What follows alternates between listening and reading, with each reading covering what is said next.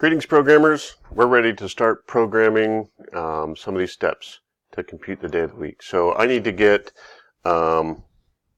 year, month, and day. So let's do that. I'm going to use a keyboard or C# snippet, CW, to get my console.writeline. And so I'll say enter year. And then I need a variable to hold this. So I'll say string year equals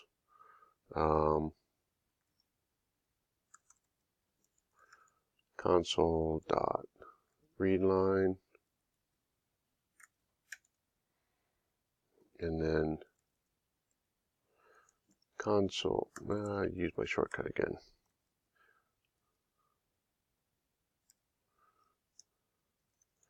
Enter month.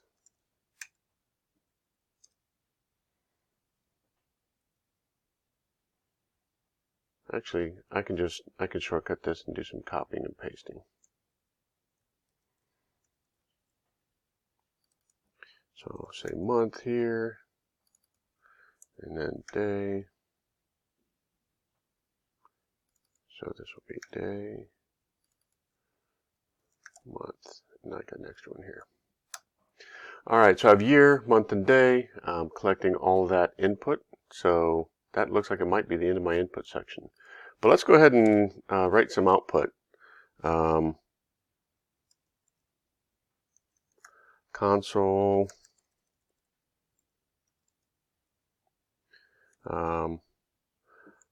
for year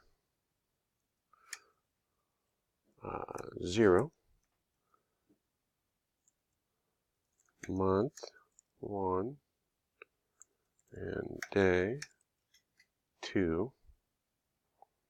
The day of the week is Friday. I like Friday, so we'll just say it's always Friday.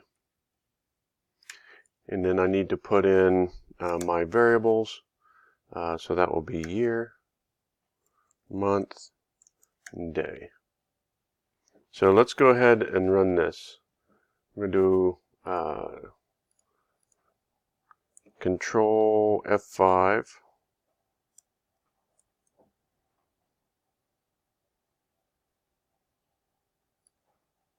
And so now I get enter year. I'll put in 1990, month 1, day 5. So now I get the output for year 1990, month 1, and day 5. Day of the week is Friday. So that's not correct, but it is what I expect. I'm getting some 3 pieces of user input, and now I'm putting them back out on the screen. So I'm going to follow that pattern. The nice thing about this is I have runnable code. So even though I don't have any formal tests, I can write small sections of code at a time and see if it's doing what I expect.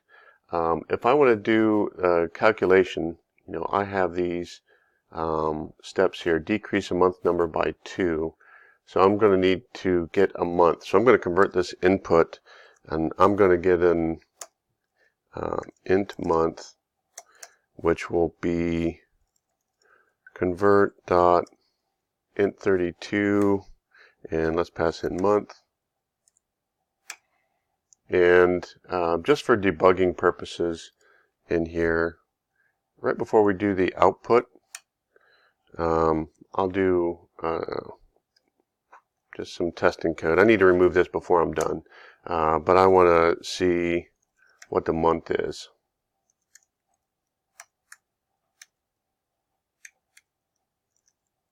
And I want to use int month, right, the one I just created.